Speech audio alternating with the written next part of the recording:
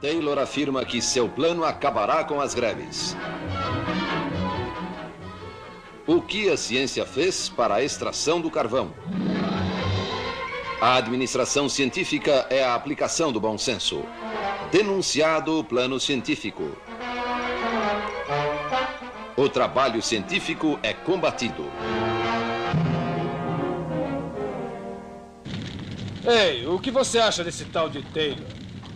Um explorador de trabalhadores, ele não passa disso.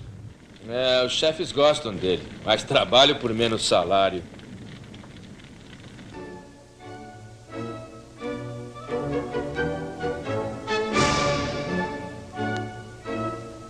Sr. Taylor, o senhor não acha que a administração científica é apenas um modo de trabalhar mais depressa? Frederick Taylor e a administração científica. Distribuído no Brasil por Ciamar. Nestes últimos 150 anos, uma das principais questões com que se defrontam todas as nações industrializadas tem sido como poderemos aumentar a produtividade e, ao mesmo tempo, aumentar a satisfação do trabalhador. Já que a falta de uma resposta talvez seja a causa do nosso grande número de problemas econômicos e sociais, muitas pessoas tentaram uma solução. Uma das tentativas mais significativas foi feita pelo engenheiro industrial norte-americano Frederick Winslow Taylor. Em 1911, Taylor publicou um livro, Princípios de Administração Científica, no qual propôs métodos de trabalho objetivando aumentar a produtividade. Ele também afirmava que a administração científica, como denominou seu método, resultaria em menos esforço físico e, portanto, maior satisfação do operário. Esta foi, sem dúvida, uma época memorável. Um pouco antes da Primeira Guerra Mundial, os dirigentes aceitaram a proposta de Taylor e muitos adotaram o seu método. No entanto, os trabalhadores tiveram uma reação diferente. A administração científica é um artifício para nos fazer trabalhar mais depressa. A gente trabalha mais depressa, aumenta a produção, e quem é que fica com o lucro? Os chefões, é isso. Veja, a gente produz mais aço em menos tempo. Ótimo! Nós mesmos acabamos com o nosso emprego e vamos para o olho da rua. Grande coisa. A reação dos trabalhadores foi tão grande que acabou provocando uma investigação pelo Congresso norte-americano. A principal acusação era de que a administração científica, assim chamada por Taylor, era apenas um nome elegante para o artifício de forçar um aumento na velocidade do trabalhador. Em janeiro de 1911, uma comissão especial do Congresso norte-americano se reuniu para questionar o Sr. Taylor. A dramatização que apresentamos a seguir se baseia nos anais daquela reunião. Sr. Taylor, pode nos dizer o que é a administração científica e como ela se realiza? Senhores, a administração científica é um sistema que economiza trabalho, permitindo que as pessoas produzam mais em menos tempo. Ela se realiza quando a gerência e os operários trabalham juntos, como parceiros, e não como adversários. Como o senhor consegue isso, Sr. Taylor? É simples. Os dirigentes definem o trabalho a ser feito e então oferecem as condições apropriadas e as recompensas necessárias para fazê-lo. Os princípios da administração científica tornam isto possível.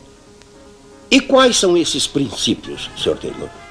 Os princípios da administração científica são os seguintes. Primeiro, isolamos a tarefa. Depois, selecionamos um trabalhador modelo. A seguir, estudamos e cronometramos os movimentos exatos desse trabalhador. Depois, redesenhamos o espaço de trabalho, eliminando movimentos desnecessários. Finalmente, treinamos o trabalhador quanto a um modo melhor e mais eficiente de desempenhar essa tarefa. Entendo. Pode nos dar um exemplo específico? Certamente.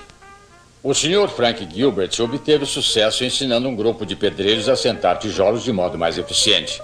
Antes, eles faziam 18 movimentos, mas o Sr. Gilbert reduziu a tarefa para 5 movimentos ao elevar os tijolos ao nível das mãos do pedreiro. Isto eliminou muitos movimentos desnecessários e aumentou substancialmente a velocidade do trabalho. Os princípios da administração científica permitiram que ele alcançasse esses resultados. Mas eu fui informado que o novo método do Sr. Gilbert aumentou a produtividade dos pedreiros em cerca de 300%.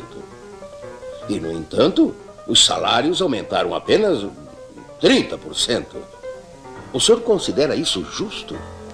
É claro, porque pelo novo método do Sr. Gilbert, o pedreiro passou a usar cerca de 1/3 da energia que usava antes. Ele ganhou 1/3 a mais por apenas 1/3 do esforço.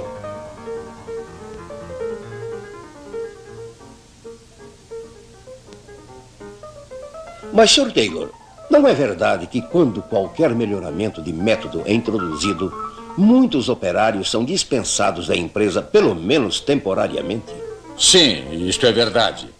Mas o número total de empregados numa indústria nunca ficou menor na administração científica do que antes da sua introdução.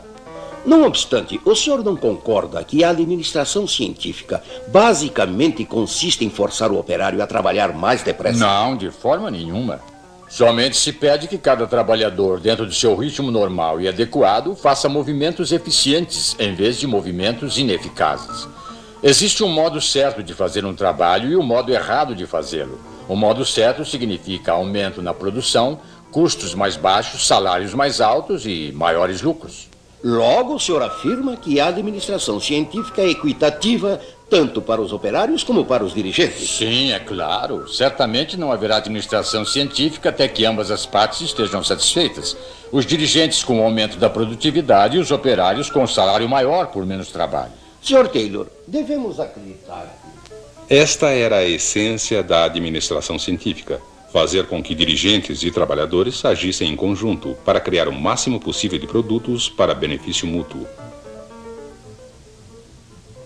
Um livro recente de administração diz que a maior preocupação de Taylor era com o aumento da eficiência da produção, com o objetivo de reduzir os custos, aumentar os lucros e também possibilitar um aumento dos salários através da maior produtividade. Será que Taylor foi sincero? Ou será que estava promovendo a detestável e desumana ideia de trabalhar mais depressa? Embora a comissão do Congresso norte-americano não tivesse encontrado provas do que os opositores de Taylor afirmavam, a controvérsia quanto a Frederick Taylor e sua administração científica nunca foi resolvida plenamente. Por que a compreensão da administração científica de Taylor é tão importante para os gerentes de hoje? Porque a questão que ele levantou, aumentar a produtividade e ao mesmo tempo aumentar a satisfação do trabalhador, é ainda um de nossos principais desafios.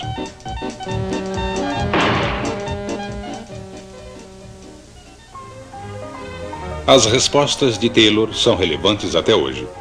As soluções que ele propôs foram: primeiro, análise do cargo e treinamento, com ênfase especial no retreinamento, particularmente na indústria pesada. Segundo, proporcionar recompensas apropriadas, tais como o pagamento de incentivos e participação nos lucros.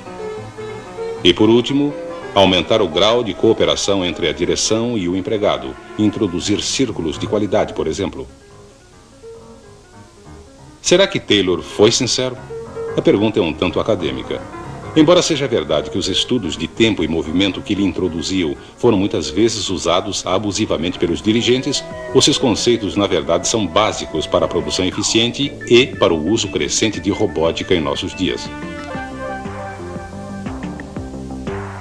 Mais importante que os aspectos tecnológicos da proposta de Taylor está o fato de que o gerente de hoje pode se beneficiar de sua persistência em manter um relacionamento altamente cooperativo entre o operário e a direção.